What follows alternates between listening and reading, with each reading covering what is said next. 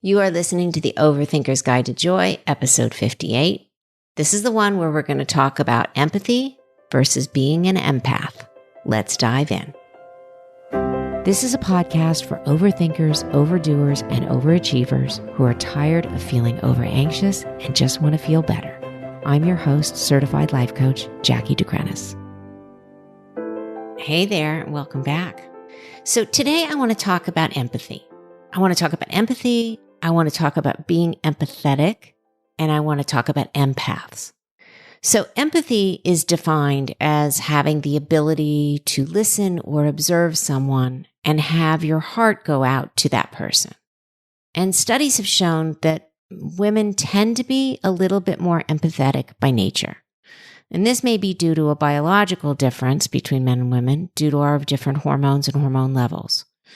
One researcher discovered that since there's higher levels of oxytocin found in women, this might make them more empathetic, while testosterone present in higher concentrations in men may do the opposite. But being empathetic is a very important quality when relating to others, and it's something you can learn. You don't have to be born with it. And it can actually be incredibly powerful in a business leadership role because it helps people relate to their teams and it puts people more in touch with the client's needs. But empathy or being empathetic is different than being an empath. And that's what I kind of want to drill down on today. According to Dr. Judith Orloff, who wrote the book, The Empath Survival Guide, she defines an empath as someone who feels other people's emotions, energy, and physical symptoms in their own bodies without the usual defenses that most people have. So that's a fundamental difference than being empathetic or having empathy. An empath literally feels someone else's emotions, pain, joy, etc. in their body. So subsequently, empaths are very connected to people, not just family and friends, but often even in meeting strangers too, because they feel a connection to others' well-being, whether that's positive or negative. So empaths are often sought out for guidance and support and connection. And this can be a really powerful gift and reward. It can give somebody a great sense of power and purpose in their life. But like most powers, they have a downside too. So if you're not aware of your empathic tendencies and or you don't know how to manage your gift, it can easily leave you feeling emotionally and physically drained. And a lot of my clients are empaths, and they talk about how drained they feel when their children are suffering, or when there's a problem at work, or when their spouse is upset, or even just at parties. They just feel like they have to take it all on and solve for it. So it's different just acknowledging someone else's pain. An empath actually feels it. An empath is like a sponge. They take it on and they take it in. Now, they might do this energetically or just through conversation. But because empaths are such highly sensitive people, they're magnets for other people who are suffering. In other words, they just kind of find each other. So for many highly sensitive people, busy places like crowded restaurants or concerts, amusement parks can be very overwhelming, and it can create a sensory overload because they're picking up on all kinds of vibrations and verbal cues and nonverbal cues. And this can be true for something simple like watching the news, which can be very triggering for an empath. But on the pro side of the ledger, empaths also have a very deep capacity to connect to others. They have a deep capacity to love deeply and to relate profoundly and to empathize to people in all walks of life. And this is something that I've unknowingly struggled with for most of my life too. I would often pick up on other people's emotions without having ever met them. I would often walk into a room and often pick up on the energy of one person who was struggling. Now, again, kind of a blessing, kind of a curse, particularly in a big corporate job like I had, where I was constantly bombarded with meetings and people and a lot of stress and politics. So it served me really well in a management capacity with my executive team, but I also didn't have the tools to not let it drain me throughout the workday with other people. So when I first became a coach, I didn't know the difference between being empathetic and being an empath. And I didn't know the difference between holding space for someone and getting into the pool with them. I think I've talked about these phrases in the podcast before. Holding space is being able to listen to someone's story or stories without taking on the emotion, without needing to solve or feeling like you need to solve for all their problems.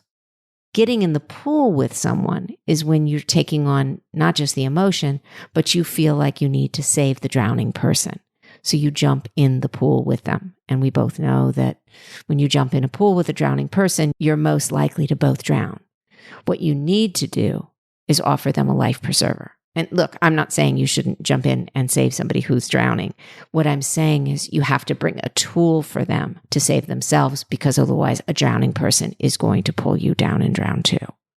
So it's the same for empaths. Empaths are always picking up on nonverbal cues and overthinking about what everybody else is feeling and needing.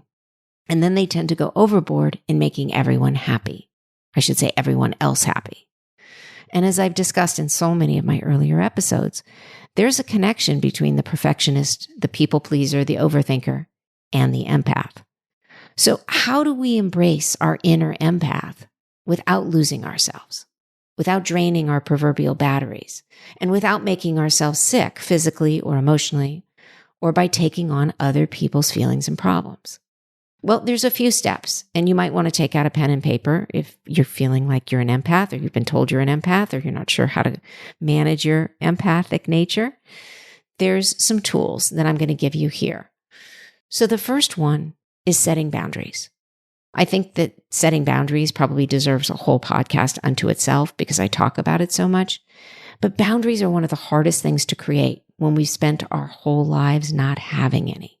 Because oftentimes as children, we weren't given permission to set boundaries with our parents or an authority figure. So when we finally grew up and we have the freedom to sort of make our own rules, it's not a muscle that's often well developed. But boundaries are a crucial tool to have, especially if you're an empath.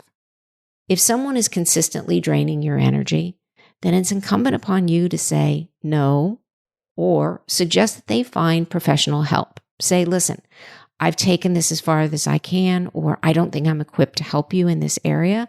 I think you should see a counselor or a therapist or a coach. And you can do that in a very kind, non-judgmental, loving way and still be their friend and still be a confidant, but not having to play a role of something that's bigger than you. Or it might mean just distancing yourself from certain people or situations some of the time to give yourself some space and some grace. It's okay to give yourself permission to set a boundary. So the next one is self-care. Now, I know I'm a broken record on this subject because self-care is the foundation of my work as a coach. But when we take care of ourselves, we show up better in the world, not just for ourselves, but for others too. And we set a good example for those around us. Because if you don't practice self-care, then people are not inclined to treat you well either. You're telling people how to treat you by how you treat yourself. All right, the next step, journaling. Journaling is a super powerful tool in letting go of the excess noise in our heads. We often let negative thoughts and worries ruminate, keeping us awake at night, or often bringing us just down with catastrophic thoughts. But when we journal, it's like letting steam out of the pot before it boils over. Your thoughts and feelings have a place to go. Instead of swirling around your head, they end up on a piece of paper. They get out of your body. All right, here's another trick. Mindful practice. Now, this is again part of my basic self-care recommendation. I recommend meditation, but any kind of mindful quiet practice like walking, doing something creative, which can be an art project, gardening, again, journaling, cooking, can work from decompressing from other people's emotions. You pick the type of mindful practice that works for you.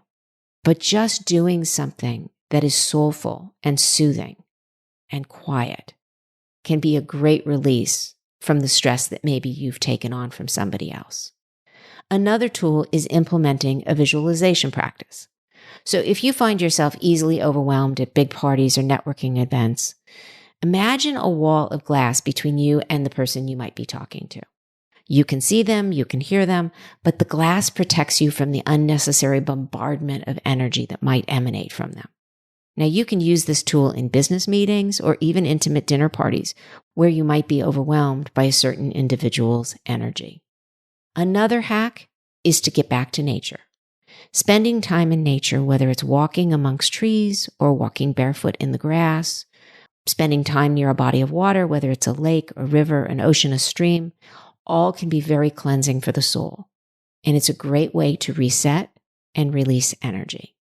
So you can embrace your inner empath as a superpower. You have a gift, but you don't have to save everybody. The world needs you, but you cannot help others if you don't take care of yourself first. So it's important to know your limitations, and it's important to honor your own needs. How many times have we heard the expression, put on your own oxygen mask first before helping others? This is especially true for empaths. So if this has been something you've struggled with in your personal or professional life, try using some of these tools to protect your well-being while still showing up for those you care about. All right, friends, I hope you have a great week, and I will talk to you next time.